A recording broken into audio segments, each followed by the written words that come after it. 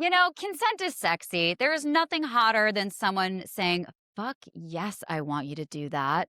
So let's drop the stigma of breaking the mood or killing the mood or anything like that, because the thing that actually kills the mood is being unsure, being not so Yeah. confident about something, or fucking up or causing harm. The thing that is super hot is knowing fully and completely that the person who's with you really wants you to do that thing so badly that they are willing to say it out loud. Welcome to Come Talk with Amy, the podcast where sex isn't whispered about, it's talked about out loud. I'm Amy, your host and intimacy coach, here to spark raw, playful, and unfiltered conversations about relationships, desire, and everything in between. No shame, no scripts, just real talk about what really turns us on. Let's dive in. Hi, everyone. Welcome back to Come Talk with Amy. Yes. Today in the studio, we have the fabulous Arielle Zadok. Welcome, Arielle. Very excited to have you here today.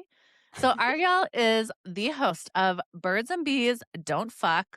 Such a brilliant title, which is amazing. And you're coming on to you're launching season 3 soon, correct? Yep, we're coming back. I'm in production for season 3, which is so exciting because I took a very long hiatus, but we're back.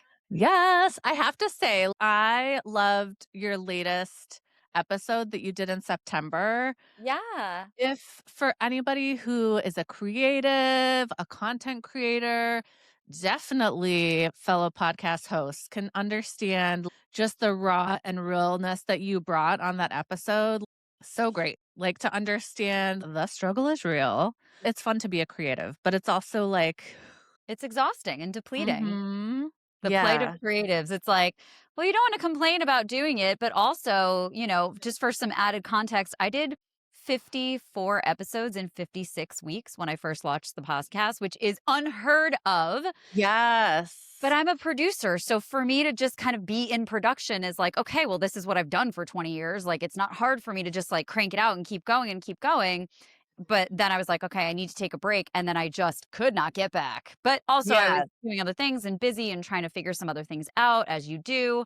So, yeah, it was a very long hiatus. And we can talk a little bit more because there were some realizations in there with sex education and coaching that are, valuable for people and stuff. But yeah, I definitely got very burnt out. Yeah, that's a lot. Woo! I'm excited for season 3. Hello. And Ariel, you bring such a richness to our people at home today. You are a producer, an intimacy coordinator, and a sexologist. Hello. And you sent me some topic ideas, and I felt like talking about embodied consent, like, what a fucking fabulous topic to dive in with you on today. Yeah. So, on that note, how do you define embodied consent? Embodied consent is really being in touch with your body. It is literally what it sounds like. So, for a little bit more added context, I'm the consent director for the Play and Top Floor, which are two premier play parties. One is here in LA, one is in New York. And so, consent is something, whether I'm on set dealing with actors and their real bodies portraying something and portraying a story and performing a story, or I'm dealing with real people and real sexual acts, it's the same in the body, right? When we're talking about informed consent, but embodied consent, when we think about consent, we're oftentimes thinking about our heads. We're thinking, do I want Mm, this? Do I not want this? Is this good? Is this not good? How do I say yes? How do I say no? Am I going to ruin the mood? Like we're all in our heads, but consent really lives in the body. It's the communication that is with your voice and with your body as well. But realistically, consent lives in your body. So when we're thinking about embodied consent, that is information coming from the body. How is your mm. breath? What do your muscles feel like? Where are you feeling tension? Where are you feeling tightness? What feels stuck in the body? What feels good in the body? What feels open, expansive, inviting? We're really looking to answer those questions. And yes, you can do it with your mind, but your mind and your body can be saying different things. So we do want to force Yes. check in with your mind. Like, what does your head want to do? What does your brain want to do? What in your cognitive mind, what is the thing that you want to do? And you want to check in with your body. What is my body telling me? Because you can be Mhm. convincing yourself that something is a yes, and your body's like, whoa, whoa, whoa, whoa. It is not a yes. And I Yes. actually have a really interesting story about that, which I never really thought about for consent per se, but I do talk about this in terms of the mind body connection. Sometimes your body is going to have a reaction, and your like brain has to be like, no, no, no, body, it's okay. Like, we're safe. It's okay. So when I moved to LA, I was moving with an ex partner, or at the time it was a Mhm. partner, but this was a partner that we had broken up a million times, but we lived together. So, very entangled. It was hard for us to get out of that because we lived Been together. there. Leases, we've all been there. I don't know that I'm ever going to live with someone again. Yep. So by the time we were moving to LA, it was very much a means to an end. At least it was for me. I think perhaps it was not for him, or maybe like he shifted that, even though that was very much the conversation. So, Okay. regardless of what was going on, in our cognitive minds, brain knows, okay, we need to get to LA. Both of us have this goal. This is going to work. We can do this as a team. This is good. Body, on the other hand, I have never ever gotten ringworm in my life. A few days before I went to do this move, I'm certified as a yoga teacher as well. I don't actually teach, but obviously I use those practices in the things that I do. And so I was in this like 4 hour long practice course, continuing education thing. So we'd had like 2 hours of practice, and then we just like sat there for 2 hours. So I got ringworm, which is like basically like I know No. it's like a yeast infection on your skin or something like that. It just like looks like a little Mhm. thing. I'd never gotten that before. So even like my parents came to visit, and I showed my mom, and I was like, what the fuck is this? And everyone's like, I don't know what this thing is. So fine. My Did friends, anyone else get it in your no, family? nobody else got it. Even Okay. though there were like my mom was like touching my skin to be like, I don't know what this is, as moms Yeah, do. as moms do. And so a friend's dad was a doctor, and I showed it to her. She recognized it. She's a yoga teacher as well. And she's like, oh, yeah, that's ringworm. I used to get it all the time as a kid. Like, let me ask my dad and double check. Fine. Got the cream. No problem. Get the over the counter cream. Fine. I start moving across the country, putting this cream on every day. As I Mhm. am moving across the country, ringworm, even though I'm treating it, is going all over my body. Now, I want to clock the fact that you just asked me, did anyone else get it? Because Uh-huh. ringworm is extremely contagious. So that means Yes. that my body was putting me in a position while I was moving across the country that the partner I was moving with could not touch me. Talk Yes. about protective Intense. measures, right? Brain was like, body, please stop doing this. It's fine. We have this under control. Body was like, no, you don't. What's happening? We don't want to be taking next steps with this person. This is not our forever person. We don't want bigger Ooh, commitments. What's going on here? This is bad. This is bad. This is bad. And of course, this is me like reading into the situation, but there is a mind body connection. And I really think it is just one of the most absolutely. fascinating stories that I personally have. I mean, I can point to also like sexual experiences with people that I really liked, but then my pussy was like, no, ma'am. Yep. That's a whole other thing. But this was like a huge manifestation of that. And then even for a month Wild. afterwards, I was on meds, and he still couldn't touch me. So it's just a really good example of there can be some very few cases where the brain and the body, when it comes to consent, like the brain is saying yes, but the body is saying no in such a big way. But also, I do want to invite you, because to the point of like any reactions that I would get in my vagina or on my vulva or something like that, that is still an example of like, well, I really like this person, but every time I sleep with them, my pussy's giving me a bad reaction, and I'm in a lot of pain Yeah. despite being turned on, despite using lube, despite all of these things. This doesn't make sense. To me, that is always my body talking to me. So, where my mind may be giving consent in that moment, my body is like, yeah, cool, we'll go through the motions. Like, we are a fuck yes to this experience, but we're going to tell you in the aftermath, no. And these Yeah. are like really weird, nuanced examples, but that is how the body works. That is how consent works. It can be tricky. We really have to get to know our bodies and our minds and our hearts. Of course, the heart's Absolutely. important to it, right? But like it's all these systems working together. We are holistic. We are not just one part, we are one part of a whole. Yes, absolutely. Oh man, those so many amazing examples. So you mentioned check-ins, like body and mind check-ins. So can we dig deep into like if people at home may be like, what are you talking about check-ins? Mhm. What does that look like? How should people check in with their body and their minds? Yeah, the first thing, slow it all down. just slow everything down. We move through things Mm. so quickly.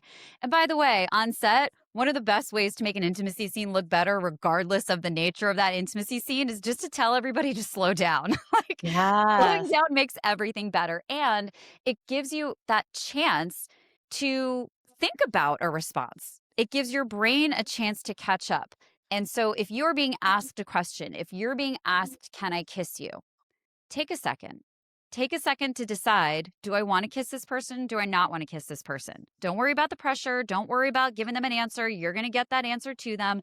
Just take a second to see what your brain wants, to see what your heart wants, and then check in with your body.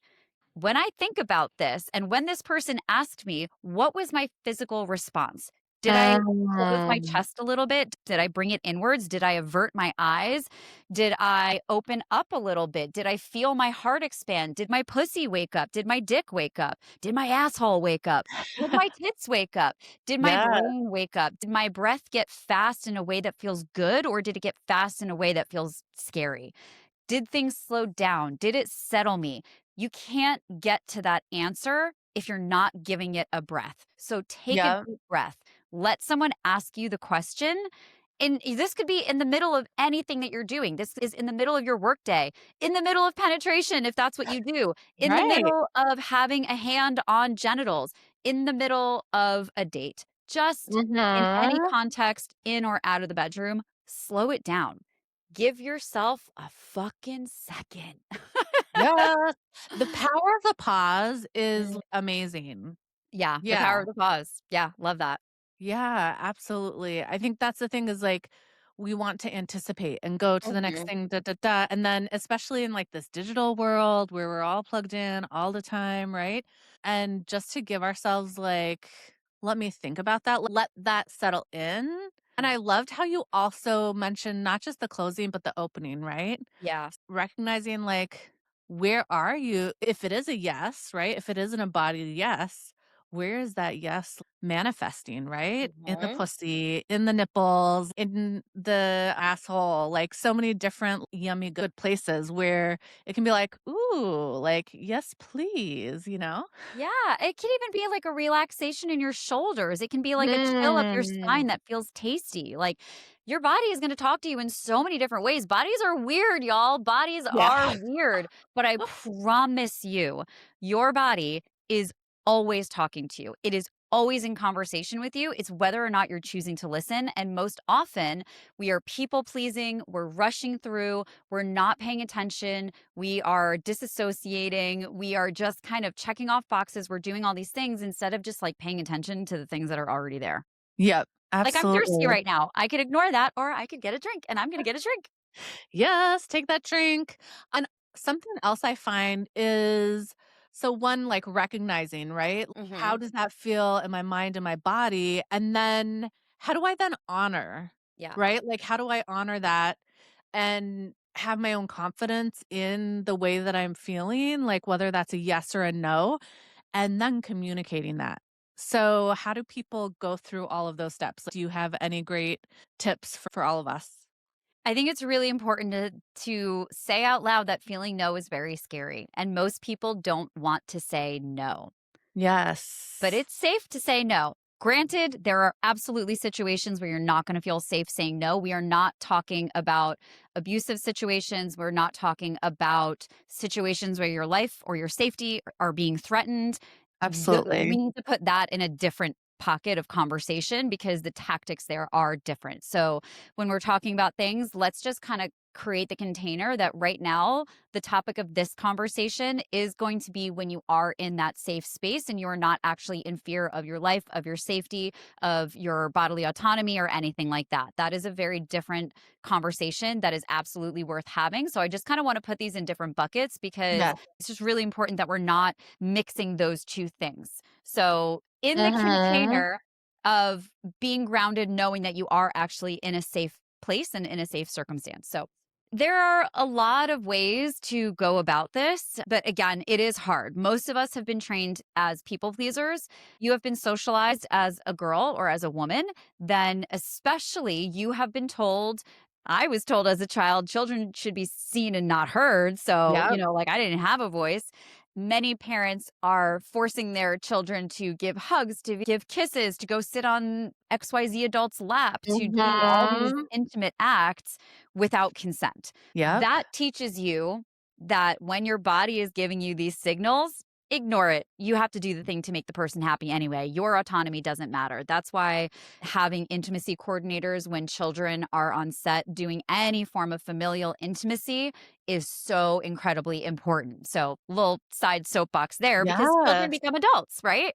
This is what we're always learning. So, we need to first honor what our experiences have been and the society that we grew up in because consent really no one was talking about it other than in the kink world up until Mhm. like 5-10 years ago, maybe Yep. 10 years ago. Intimacy coordinators only became a thing in, like, 2017 or 18, really, so, like Really? oh, and that was, like, on a very small scale. That was, like, Wow. Alicia Cotis on, like, one show, you know? So, all of these topics of conversation are really new. So, give yourself the space to be new at this.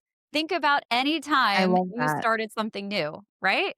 Whether you're on Mhm. the giving or the receiving side of the question, of the consent, of whatever it is. Give yourself space to fuck up. Full stop. Yes. That's it. Yes. Thank you. That Yeah. permission is so huge. Yeah, you're gonna fuck it up. Whether you're asking for consent, whether you forgot to ask for consent, whether you Mhm. said yes when you meant no, whether you fawned, which we'll talk about that in a second. But we need to give ourselves grace and space to fuck up as we learn how to operate in a consent forward society, which the greater Yeah. society still is not consent forward. So there's a huge learning curve. So, first and foremost, I would say is give yourself that permission and play Huge. around with things. Let's not start in the most heightened activated situations. I often tell people Mm. to go to the store and say no, go to a coffee shop and say no. When someone asks you something, say no. Listen, I grew up as a New Yorker and like people approach me all the time and I'm like, fuck no all the time. So, like, I'm very used to saying no. Some of us have been saying no for I a long love time. it. Doesn't mean that it's the same in a relational context, but we have to practice in these safe spaces first. When I do physical consent practices in person, like intimacy exercises with people and strangers, especially at play parties, I will do a Mhm. no exercise first. So, the Ooh. way that you do that, and you can do this with a friend, I highly, highly, highly recommend everybody do this at least once because it just feels fun and funny and it kind of gets the cobwebs out. Love it. So you will sit together. Again, this is a trusted person, right? And this is an exercise. So we get to have fun with this. So the person with, let's say, the longer hair will go first. They will make a request. The first request, and it's going to be 3 requests each person. The first request is something small, silly, whatever, not a big deal. It can be like, can I have a piece of gum? It means Uh-huh. nothing, right? It's super low stakes. The person with the shorter hair says no. That's it. You just say no. No justification, no reasoning, just the word no. No, you can't. Then the person with the longer hair will say, thank you for letting me know. Some people like to say, thank you for taking care of yourself. I'm kind of anti that Mm. saying because I think it sounds like a load of shit and it's really weird to say. I think it's a lot more natural for people to just be like, thanks for letting me know. That's Right, how people right. speak. Let's work with how people speak, not this ideal. I would never in any sexual situation be like, "Thank you for setting your boundaries with me." I would and I'm a sex educator. Like, I would say, Right. "Yeah, thank you so much for telling me. Like, thanks for letting me know." Like, I would never say, Short "Thanks and for taking care simple. of yourself." I would probably say, like, "Oh, thanks for sharing your boundary with me." That is way more accessible, and we need to make this language accessible. I am, like, very, Right. very pro accessibility.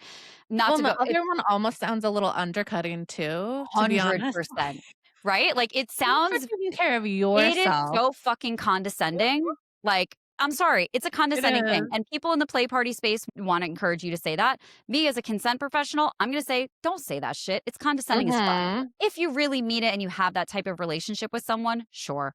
But realistically, you're gonna be like, "Oh my god, thanks for setting a boundary. Thanks for letting me know. Yeah. That's great. Thank you so much. Is there something that does work?" This exercise, we're not gonna do that. This exercise is Mhm. just about receiving that no in a way that feels good and safe for everybody. The second step, now we're going to ask for something that we do want, but doesn't really feel high risk. So Okay. let's say you know and trust this person and you want a massage. You can just say, "Can I have a massage on my shoulders?" The answer again is going to be no. Thanks for letting me Love know. that. Cool. Thank you. That's it. Keep it real. Keep it simple. Keep it in your voice.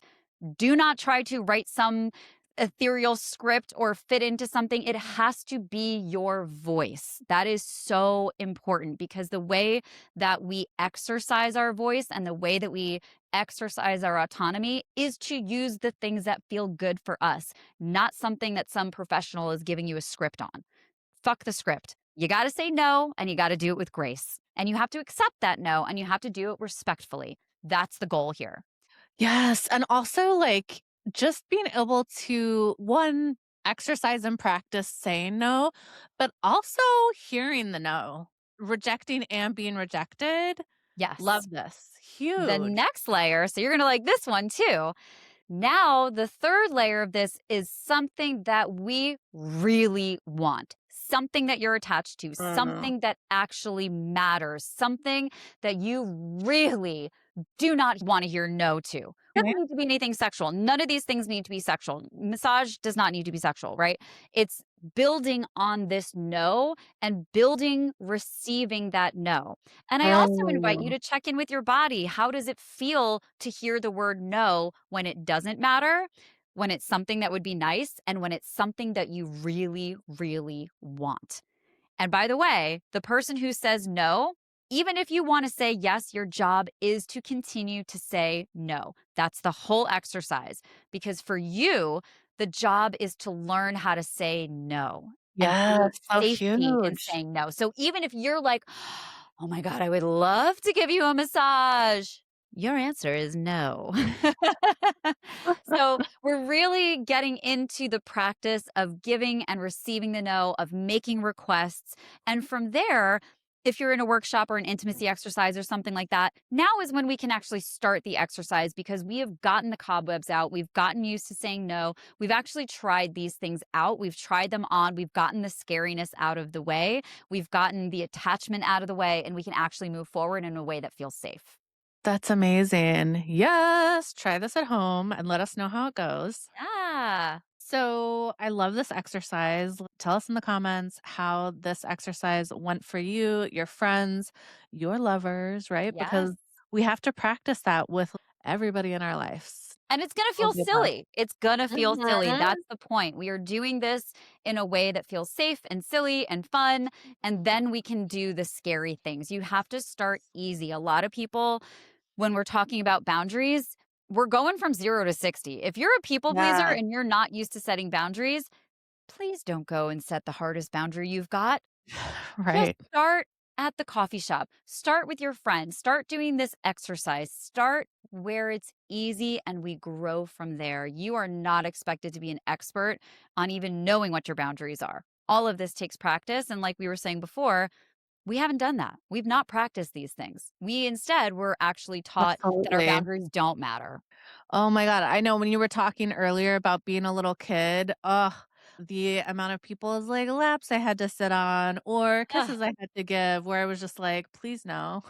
Which is Like, so "Take wild me when you think out." about it. Like, you are forcing a child to sit on sometimes like an adult. I'm not saying every man is a Yeah. creep or anything, but still, you're asking a little girl, a child, let's say, or even a little boy, but still, you're asking a Mhm. little girl to sit on the lap of an old man who she doesn't maybe know. Maybe they're related by blood, but that doesn't fucking matter. Like, it really doesn't matter if Exactly. you really start to break it down, and this is what happens with intimacy coordinating as well, when we start to really look at the context of minors filming scenes and the fact that they are now having to hug and kiss and cuddle with these adults that they just met maybe 2 days ago, maybe that morning.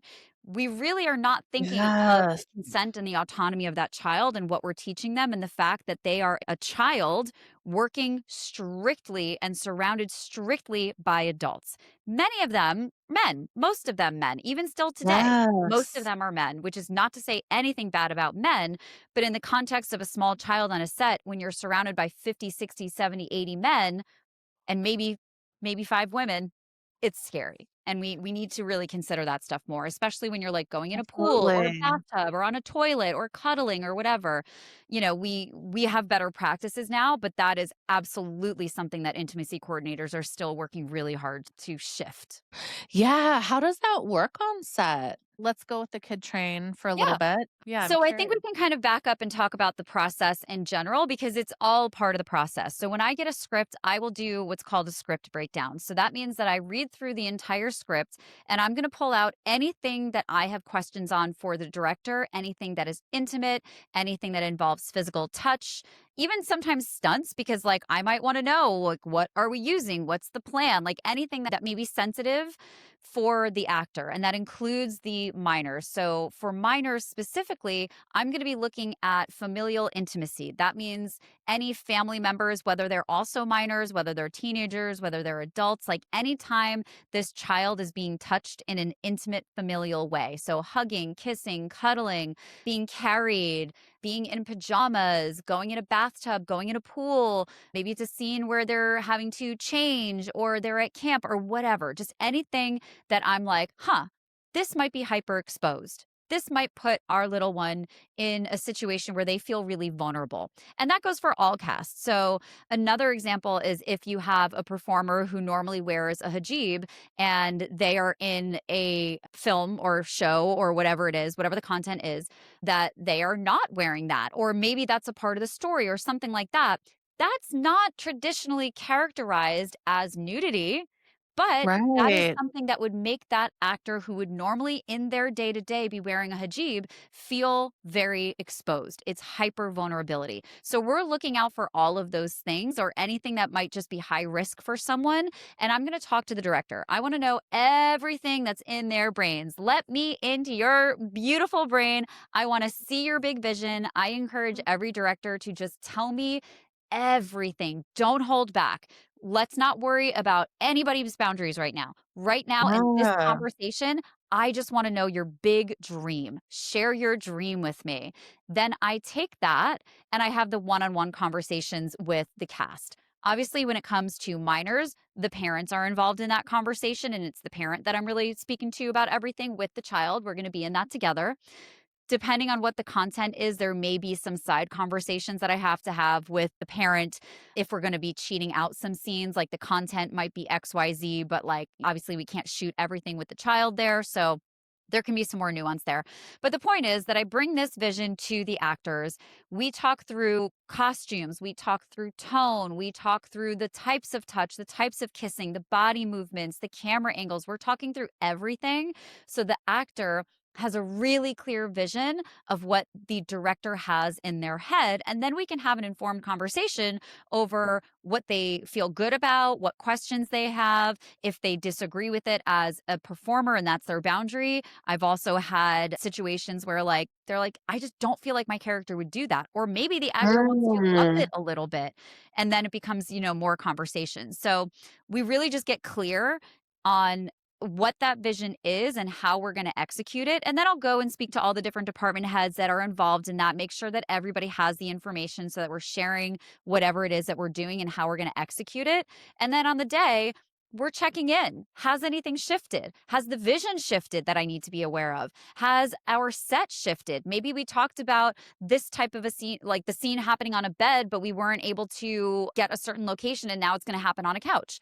Whatever the case is, we're going to check in, get the full view of everything that's going on. Has anything shifted? Has anything changed? What are the relationships? Have there been any challenges? Like, what's the vibe? Because we're not there every day. We just come in for the intimacy scenes. So there could have been something that happened on set the day before that I didn't know about. Maybe there was Right. some tension. Maybe there was a really difficult scene. Maybe yesterday the actors, or even in the morning, the actors are shooting something where they really hate each other. I've had to do this before where the whole entire script, these actors hate each other. And Oh, now no. we have to shoot this intimate scene, but we haven't actually shot the scenes where they do connect later on. So lots of things to just have context on. And then I'm checking in with the actors. If has anything changed for you?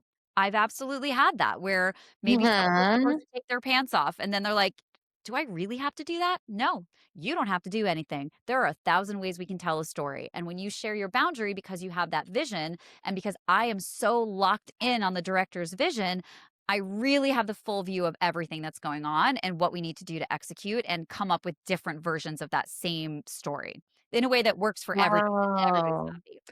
This is so fascinating. I mean, so many different pieces. Because when I think of intimacy coordinator, I think of sex, right? Or those really intimate scenes. But like, God, it's so much more. And from a logistical standpoint, before there were intimacy coordinators, because I was a producer and a first assistant director before that. And before they were intimacy coordinators, it was just everybody else kind of picking up the pieces. And like, yes, we were having discussions about these things, but they were definitely not in depth the way that we do now. Some directors would be very in depth. I want to give credit where credit is due. And there were absolutely some directors that were like meticulous with all these things. But for the most part, our scripts say, they have sex. They go at it. They rip each other's clothes off. There's no detail. There are no body positions. We have no information. And the director's not always fleshing it out as much before that. They're fleshing out lots of other things and there are lots of other things that they're thinking about, but not to the level that we necessarily are. Then you have things like modesty garments and barriers and nudity riders and camera angles. And there could be boundaries with actors because maybe they have a scar on the left side of their rib cage or they just don't feel comfortable with this, thigh being shown. It can be anything. The point is that there's a lot of logistical things that need to happen. And from a production standpoint, it creates a level of efficiency that was not there before because so many things are in place. We can pivot on a dime. Intimacy coordinators are looking for things that other people on set are not looking for because it's not their job to look for things like, physical signs of maybe disassociation or non consent or something like that, or a boundary shift. I'm looking at bodies. I'm looking at eyes. I'm looking at the way someone is speaking. I'm looking at those subtle shifts. Because if there is a change, if there is a shift, we want to be able to address it. And because we are experts at that and of the director's vision, we can shift that. We can pull things. We can pause things. And because we've all talked about everything so much, we can get through the scene very, very quickly. Some scenes are very complicated and are just inherently going to take more time. But for the most part, and look, intimacy scenes do take a lot of time. They are stunts. They are just like stunt scenes. Mhm. There's a lot of choreography. There's a lot of, maneuvering of shapes and bodies and all sorts of things. And it's a very meticulous dance. So they do inherently take more time.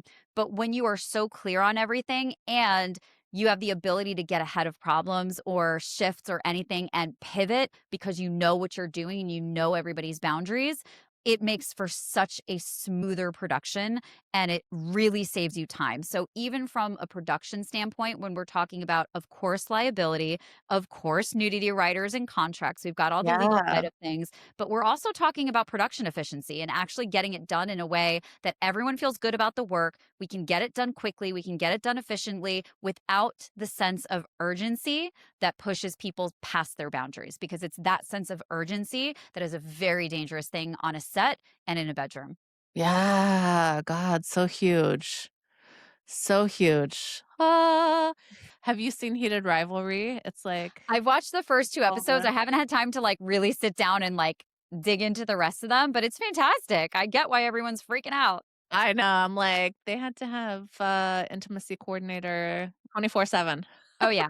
that Yeah. one. That's a dream job for an IC because we get to actually be so much a part of the story and about crafting something and really working closely with the director to bring their vision to life and really working with the performers to make sure that they're able to show up and do the best job they possibly can. And when I walk onto any set or even in my intimacy meetings, I'm really like, I got your back, I got your back, I got your back, I I got your back. Like, I know. got everybody's back. My job is to get your back and to make sure that back looks good. Yes, and to be an advocate, right? And a Mhm. voice, which is so huge, and a safe Yeah, place for people to go to as well. 100%. So Yeah. amazing.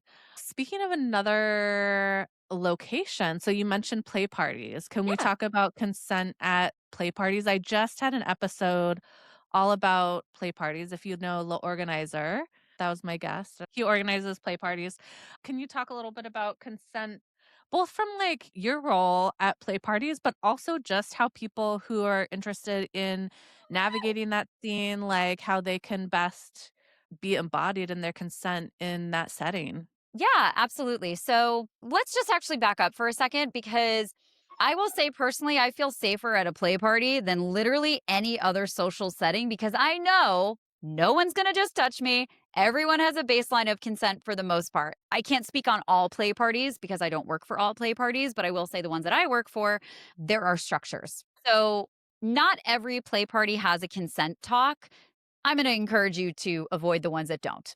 Full stop. Yes. I'm not going to stand behind them because, at a minimum, even if it's just a quick sentence, a quick line, you want everybody to be hearing that at least once, right? I cannot stand behind any play party that's like, don't worry, we don't need to talk about that. You fucking do. Because not everyone's at the same level. We have a lot of different people in the space. Some people are really Absolutely. experienced and some people are not. And every play party is different. You don't know what you're walking into. So I'll just kind of speak to the structure at the play because that's the one that I'm physically there for. So we can talk about how we do things there. So at the play, we have, first of all, it is a private membership. So every single person has been interviewed and vetted. Most play parties do require this. It's a matter of how deep is that vetting. Are they actually getting on a call with you? Are you spending time talking to them?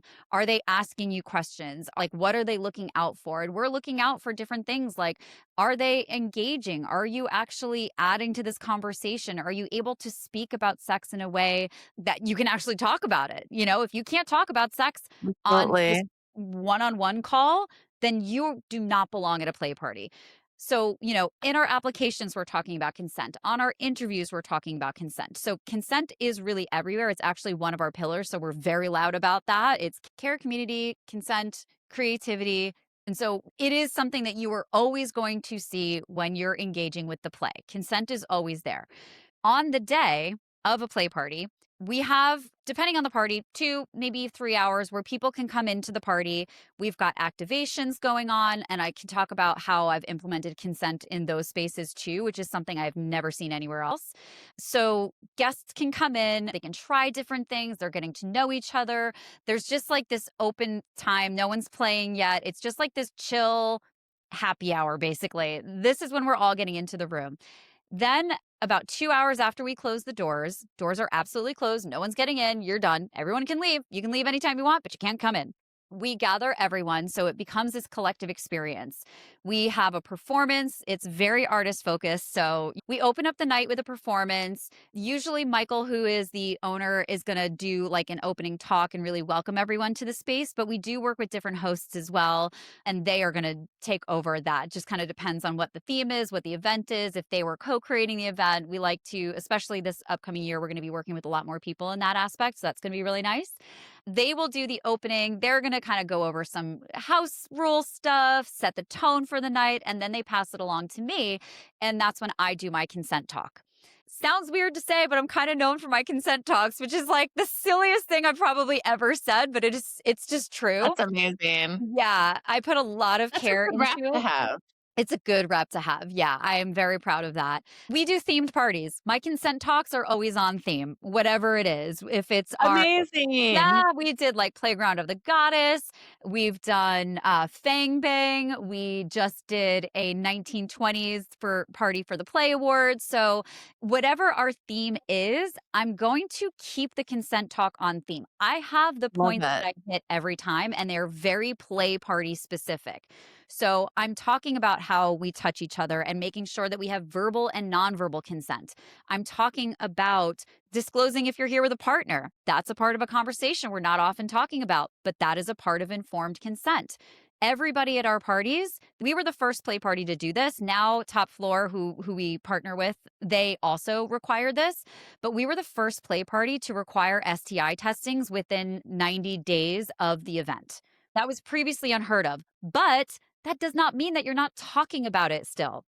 So, I'm touching on that and disclosures. There are things that we don't allow in the space because we can't tell if it's consensual or not. So, consensual non consent, for example, one of our staff walking around the space would not be able to tell. Other guests would not be able to tell. So, we're talking about things like that. We talk about voyeurism. We talk Huge. about something called dick dangling when you hang around with your genitals out, regardless of what those genitals are, waiting for someone, like in a play situation, waiting for someone to like grab a hold. That's not a fucking thing. We will kick you out.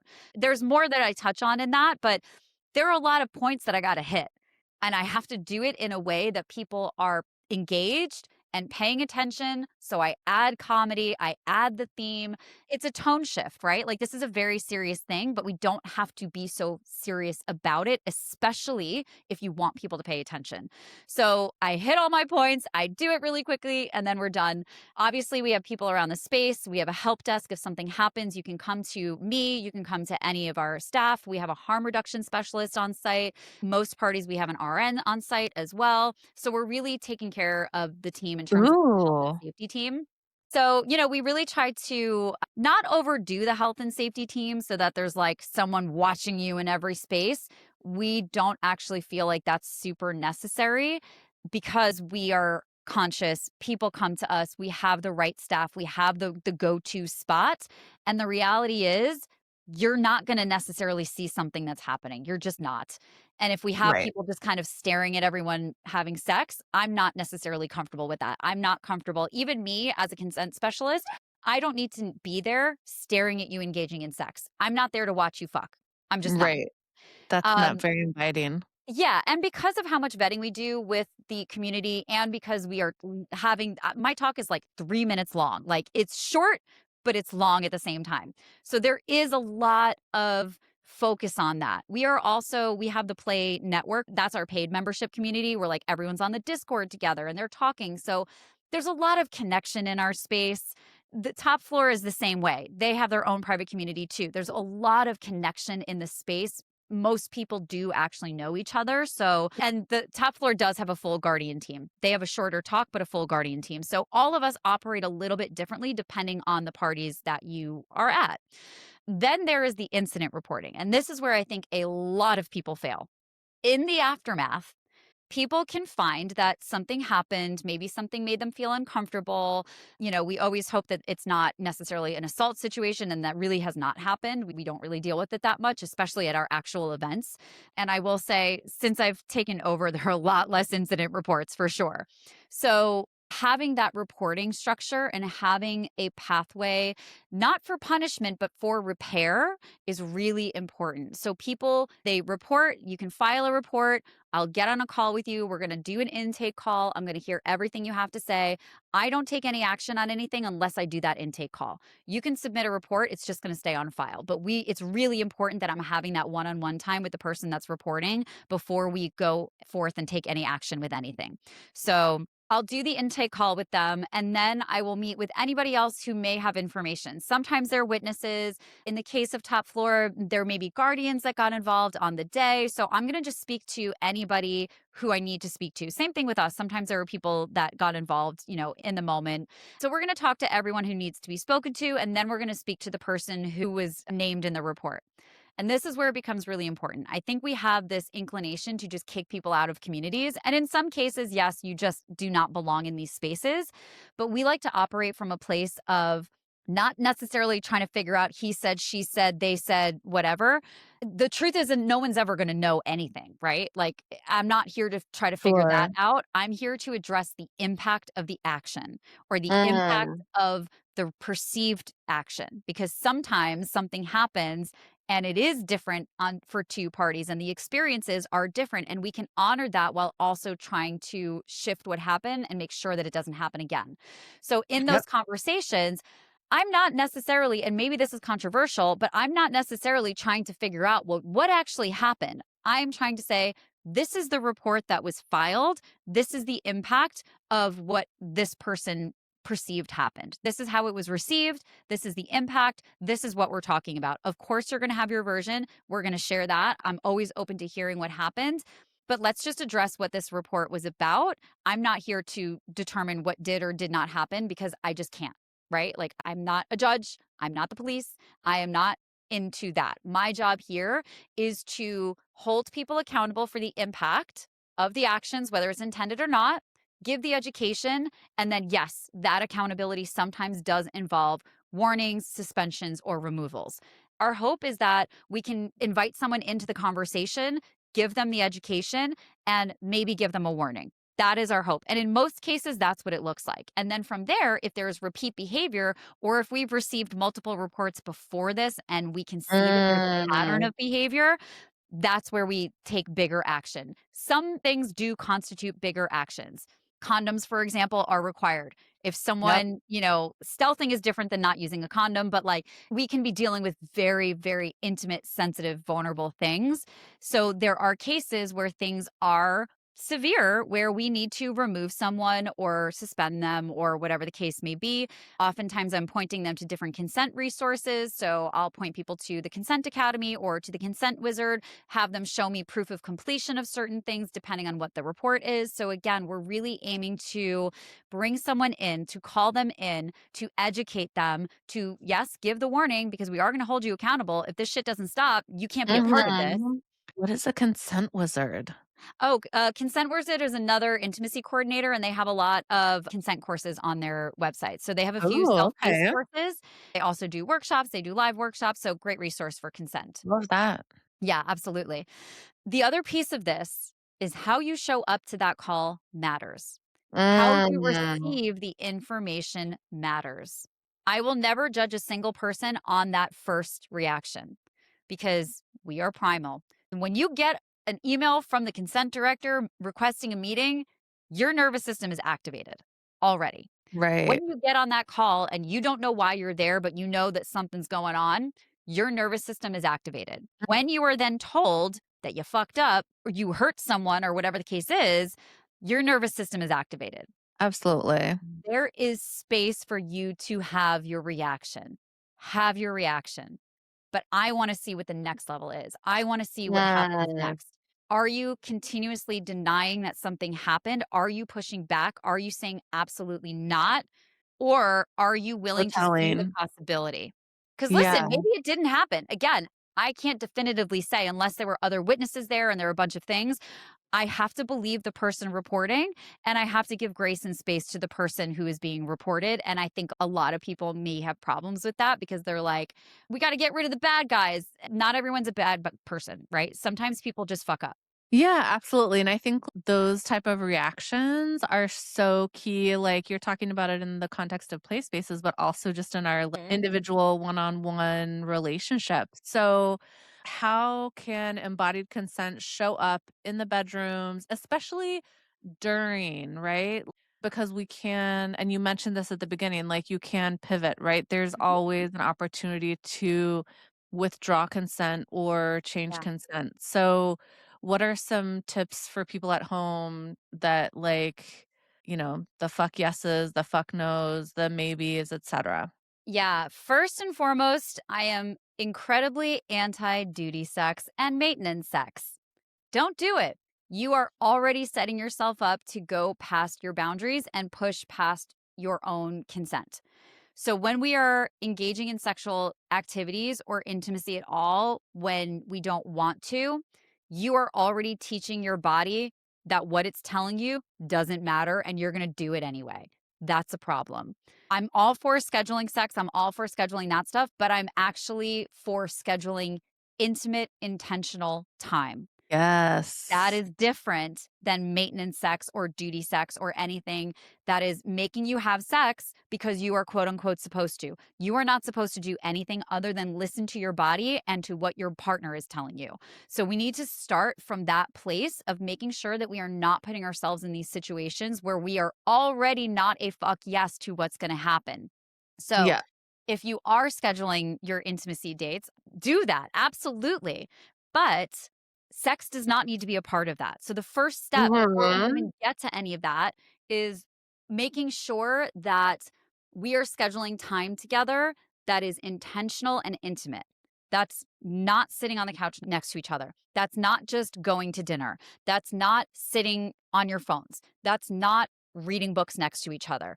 None of those things count as your intentional, intimate time together. The intentional, intimate time is going to be playing an intimacy game, talking about your desires, your intentions, and your boundaries, which is something that we do at the play. We have everybody talk through that. So, again, they're getting used to these Huge. conversations. Yeah. So, that intimacy date that can involve massage that doesn't have to lead to sex.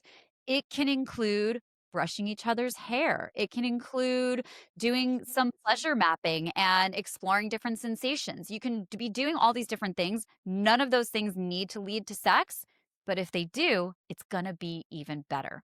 We have to start from the place where we are not having sex because we are expected to. That's our baseline. Now, we want to be looking again at those signs in the body. What is your breath doing? What are your eyes doing? And look for this stuff in your partner too. The things that I'm saying for yourself are also the things that you need to be looking for in your partner.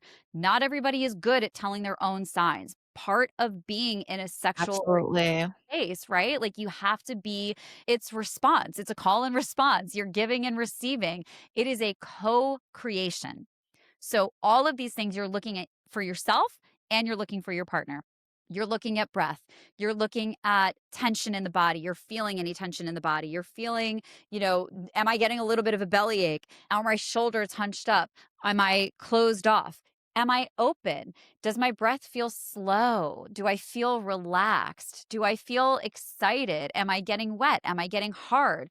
Does that response match with what my head is saying? Because again, we have to make sure that you cognitively are wanting to do XYZ and your body is also aligned.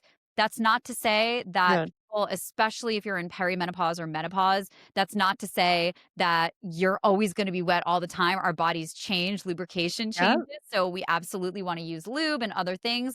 But your vagina, your clitoris, your vulva, all of those things will continue to get engorged if your body is turned on, even if you're not lubricating. So there are different signs that we're going to be looking for. Are your nipples getting hard? Doesn't matter what body you got, your nipples are going to get hard if Mhm. you're aroused. Are you getting We all goosebumps? got nipples. We all got nipples, baby. So we're looking for all of these different types of physical signs that are going to tell you if it is a physical yes or a physical no, and checking in with your Mhm. brain to say, yeah, no, that matches up, or like, my body's feeling it, but I'm still a little upset about you because of what you said 3 days ago. And we got to talk about that first. Yes, yeah. Right. And I love too that you mentioned checking in with the partners or noticing your partner's body and their reactions too. And like you can make those check-ins throughout, like, hey, are you okay? Is this okay? I'm wanting to do this. How do you feel about that? I mean, as long as it's not a major, like, kink thing that you haven't discussed before. And also, as you mentioned in the beginning too, that pause.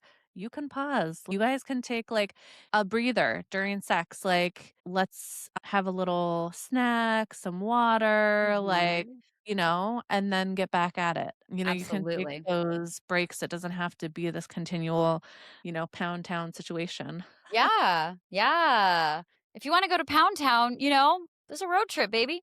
We're not down the street. We're Yes. going down Pound Town. We gotta pack a bag. We gotta make sure we got snacks. We gotta make sure we've got something to drink. You gotta take a bathroom break. You might wanna stop and see the view. If you're going to Pound Town, it's a fucking road trip, baby. All of the things. Yeah. Yes, I love that. All of the things, yeah, and so when we're looking at signs in our partner, some things that we want to be looking for again is, are they turning towards you or are they turning away from you? Mm. Are their eyes averting? Are they making eye contact or are they looking away? That's a very good sign that someone is starting to disassociate. Are they engaging in conversation with you or have they stopped communicating? Are they giving you full answers or are they just kind of, uh-huh, yeah, all right, sure. Is there hesitation? We have to be looking for all of these things, verbal and nonverbal. It's not just about you. Again, it's a co-creation. So we have to be Yes. about both parties involved or all parties involved because sex is not always between two people. If you are in a Correct. group setting, and this is where we have to be skillful, if you can't read your signs and your partner's signs and talk about things before and after, you are not ready for a threesome. You are not ready for Mhm. group sex. You are not ready for a play party. Absolutely. You gotta stay home. Do your homework, practice saying no, practice your dibs, your desires, intentions, and boundaries. Practice all of these things before you go into a play party and talk about exactly what is okay and exactly what is not okay at a play party. I have a yes, no, maybe list that you can use for a play party. It's Ooh, usually love it. used for your partners, so yes, no, maybe, but you can do yes, no, maybe, give, receive, and in the little notes, that's where we're gonna talk about other people and whether or not we wanna Yes. do this in public, we don't wanna do this in public. Yes with another person, yes with a man, yes with a woman, yes with a transgender person, yes with a non-binary person, yes with a intersex person, like, whatever those Love it. boundaries are, there's so many different makeups of genitals, like, if that's a thing that's important to you, then talk Mhm. about the different makeups of human bodies. Masc, femme, that has nothing to do with Yep. genitals. Non-binary, like talk about the things that are genital related, non-genital related, sex related, non-sex related. There's so many layers to this, and I don't say this to make you overwhelmed. I say this because this is the stuff that comes up, and this is the stuff that Yes. people don't think about.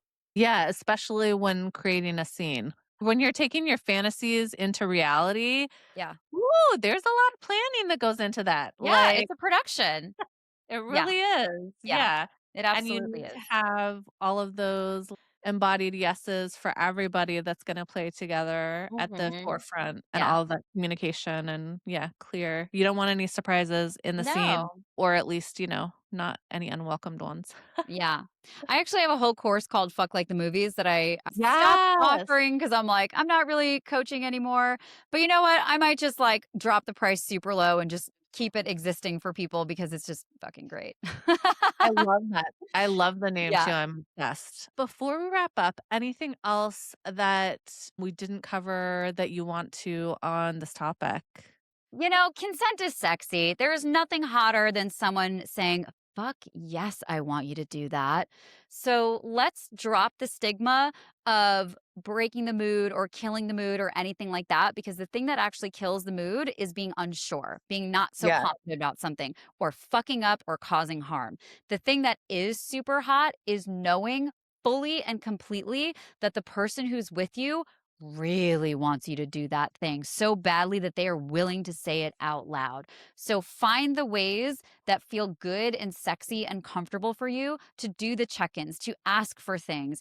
The same way that you need to get comfortable saying no is the same way that we need to get comfortable asking for things. Because you can ask for what you want. And the worst thing anyone's going Yes. to say is no. And what a fucking gift that is.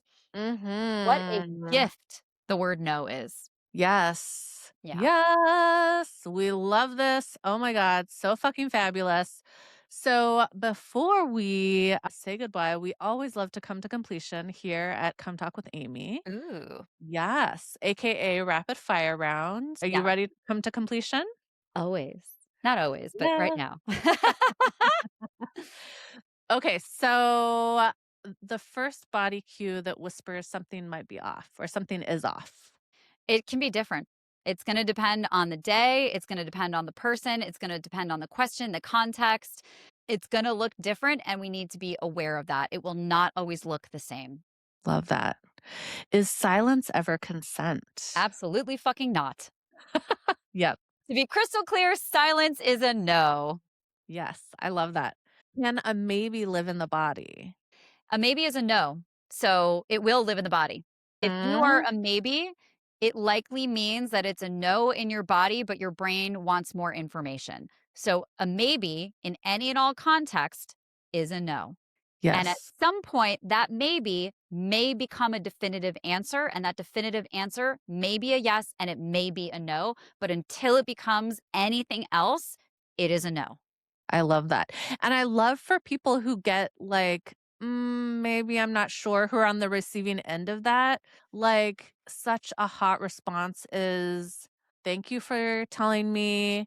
I'm still interested in this. If you change your mind, come and find me, or like, Literally that. you know, Yeah, I so, know we're in rapid fire, but one thing I do include in my consent talk is you can only ask someone to play once. Ask them once. mm, If they don't give that fuck yes, if they're a maybe, if they're a maybe later, I don't know, whatever, believe you me, they will come find you. They yes, want to play with you. So trust that the other person will seek you out if their answer changes. yes. I love You that. don't have to do any heavy lifting. You ask the question. They are clear on what you want. You don't have to go back. Yes. Let them come to you. Mm-mm. All right. One sensation that often gets ignored but shouldn't. You know, we often think about the gut or tightness in the shoulders. But like I said, bodies are weird. You might feel Uh, your ankle hurt. You might feel your ear get hot. You might feel your eyes start to tear. You might have to pee. Your body is not always going to be very clear, but it is always going to be talking. So it is our job. It's your brain's job. It's your spirit's job to be in conversation with your body and just recognize if something feels different, if something shifted, if something changed, and know that it's going to be different. It might be something weird. Be open to the weird. yes, be open to the Be weird open to and the listen to weird in it. every way. Yes. Okay. Does desire always equal consent? Absolutely not. Absolutely not. Desire and consent are very different things. Yes. Freeze response, consent issue or communication issue? It doesn't matter. A freeze response is a stop. Whatever it is, it's a Yeah. stress response. We did not touch on this, so I just want to touch on it really, really quickly. The stress responses are fight, flight, freeze, Oh, and yes. fawn. Flight, you're getting the fuck out of there. Fight, you're going to start an argument, you're going to get physical, whatever it is, you are literally going to fight. And sometimes that just shows up as having an attitude. So check your attitude. If you're having an attitude or being snippy or something like that, you're in a Uh, stress response or if someone is being that way with you, they're in a stress response. They're a no about something. So fighting doesn't always need to be this big, big thing. It can sometimes just be that, ooh, that was a little short. It shows up like that too. All of these things are nuanced. Freeze is when we lock up, when we're not really answering questions, when we're disassociating and looking away, we're just kind of letting something happen to us. That is a stress response. So if someone is not engaging, that's why we talked several times about this. Is the person engaging with you or have they stopped?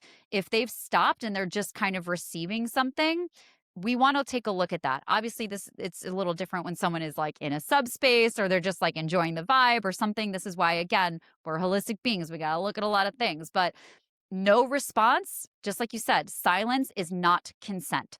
yeah. Silence is a no. A lack of engagement is a no.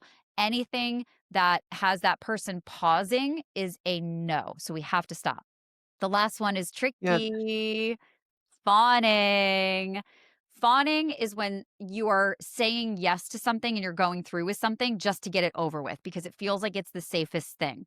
This is where things can get tricky and why body language and all of the embodiment that we've been talking about today is so incredibly important. Because if someone says yes and they are like, yeah, I guess so, or like, yeah, sure, but they're looking away, their body is closed off, they're smaller.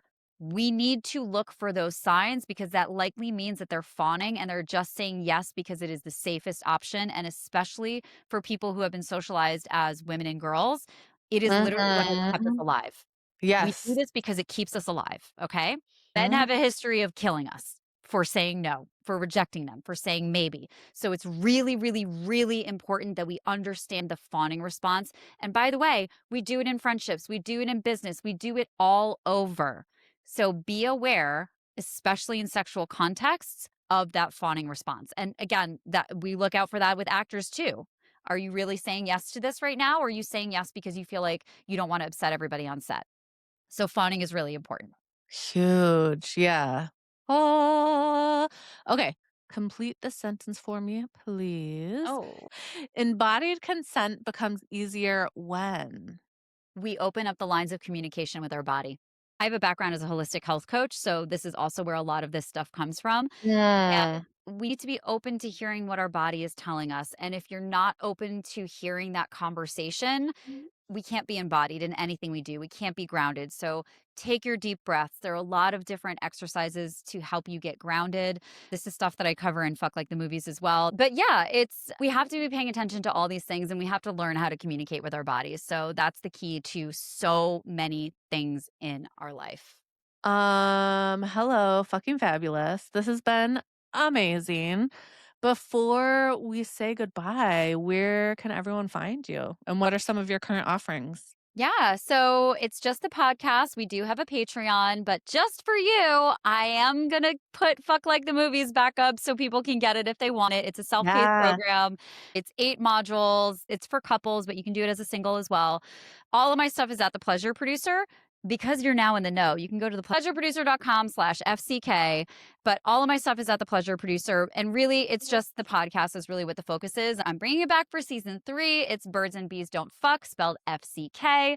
You can get it wherever you get your podcasts. You can watch it on YouTube. Now I have the Patreon, which I'm doing Reddit stories on the Patreon. That's Ooh, our love monthly it. bonus. Birds and Bees Don't Read Reddit. I love That's reading Reddit great. stories, so that's more casual. I'm just having like friends and who like literally whoever wants to come on and do an episode, like come on and do an episode. It's safe because it's behind a paywall. So yeah, that's really what's going on over here. And then if you're Amazing. interested in burlesque, you can find me at Miss Ella DeVille on Instagram. And my Instagram is Arielle Zadok. And if you can't spell it, just look up the Pleasure Producer. That's why I got it. It's just I don't really do anything with that account, but you can find me that way. Yes, and we'll have everything linked in the show notes as well. Thank you so much for all of this fabulousness. As we like to say here on Come Talk with Amy, remember to masturbate, lubricate, and get it. And as always, thank you for coming. Please come again, and come again.